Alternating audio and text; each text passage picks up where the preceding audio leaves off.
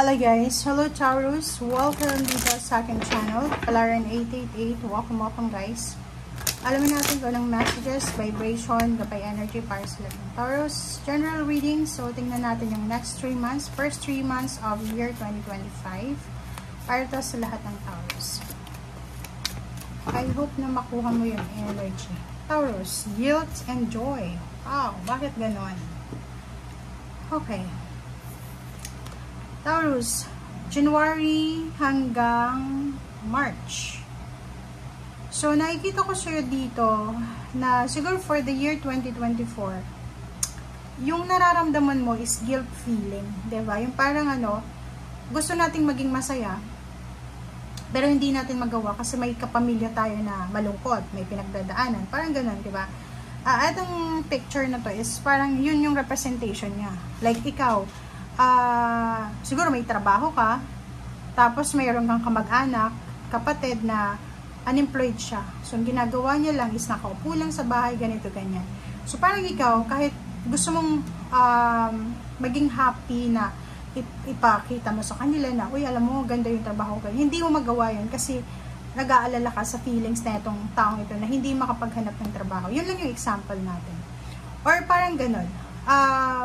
For Christmas and New Year, hindi ka masyadong makapag-enjoy kasi pwedeng yung ibang miyembro ng pamilya mo ay may pinagdadaan ng problema. So, parang iniisip mo na selfish naman na maging masaya ka while yung ibang tao ay malungkot. So, eto yung energy. But, pagsapit siya ng January hanggang March, nakikita ko sir dito na recovery na to.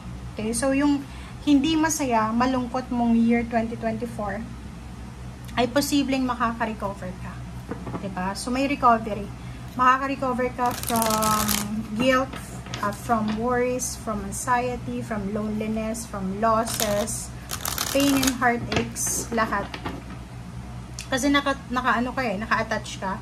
So, ibig sabihin, parang kahit gusto mong magsaya, gusto mong mag-celebrate, hindi mo magawa. Hindi ka free eh. Walang freedom. Parang ganun. Kulang yung freedom.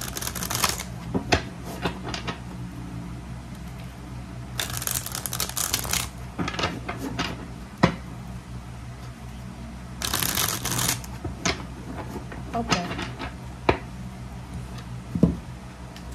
Kumuha tayo dito ng isang card.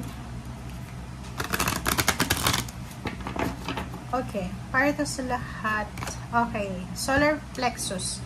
Solar plexus is joy, the sun. So, sinasabi dyan sa'yo na from sadness, from negativity, makaka-recover ka. So, may magkakaroon ng liwanag. May celebration na magaganap from January until March. So, maraming contentment and satisfaction kang mararamdaman. And sinasabi dyan sa'yo ng solar plexus chakra na may liwanag sa end of the tunnel. Diba? Parang may solusyon sa lahat ng pinagdadaanan mo. Okay? Hindi ka na kailangan mag-tiptoe. Diba? Kasi pag ganun na-experience nyo ba yun na like ikaw, may kailangan kang i-celebrate. Ikaw, like for example, buntis ka. Okay? Babae ka man or lalaki. Wala kang problema sa reproductive organ system. Mabilis kayong mabuntis. Tapos may kapamilya kayo na mahirap magbuntis. Diba? So, hindi mo i-share yung good news mo palagi every time na buntis ka doon sa taong yun. Kasi alam mo na malulungkot siya. So, may guilt feeling ka. Parang ganun lang. Like ganun, sa iba, nakapasa ka sa board exam. Diba? Like kung isa kang teacher or kung ano man. Tapos yung kapitbahay mo or kapatid or kaibigan, hindi siya nakapasa. Hindi naman makatarungan na ibalita mo yun sa kanya. Diba? So, kasi parang may wound siya, parang lalagyan naman ng asin yung wound niya. So, hindi ganun. So, nakikita ko yung emotion mo dito. Okay? Wow. Pero, yung first card mo dito sa third deck is maganda kasi yung pinagdadaanan mo sa ngayon is parang siya, satisfaction from this one. Okay? So, nakikita ko sir dito na sobra kang determinado, motivated. Ang dami-daming opportunities na posibleng papasok sa buhay from January until March. Excitement sa relationship, excitement sa work or career. Nakikita ko sir dito na makakaraos ka na from sorrow, from sadness. Andito ka na sa healing. Okay? Eh, nakikita ko sir dito na makakapag-enjoy ka na ulit. Okay, papasok ka na naman ulit sa happy, happy. Happy, happy. Okay?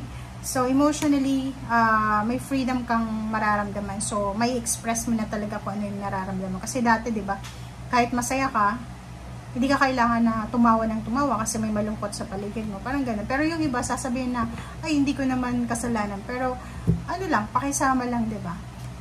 Okay, Wheel of Fortune, it's luck, progress, and change. Alchemist, para kang isang alchemist na kaya mong baguhin lahat sa buhay mo.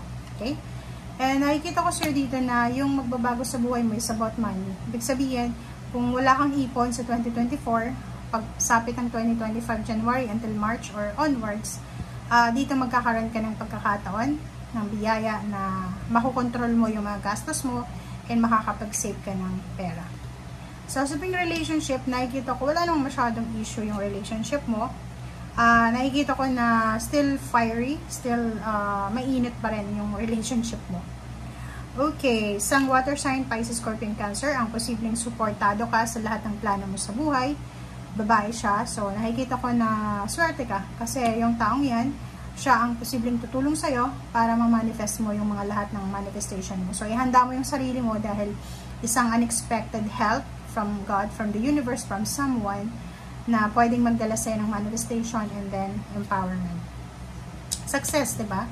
So yun, makakatanggap ka din ng salary increase, new job offer, new career, new business, recognition, awards, rewards, and then nakikita natin dito na yung talent mo ay mare-recognize yan ng ibang tao. So nakikita ko na maraming tao yung gusto makipag-collab sa'yo, makipag-partner. Okay? Iwasan mo lang yung pakikipag-associate sa mga negative na tao. Okay? Like yung mga, okay, sabi natin, literal, air signs, Gemini, Libra, Aquarius, umiwas ka sa kanila ngayon 3 months na to.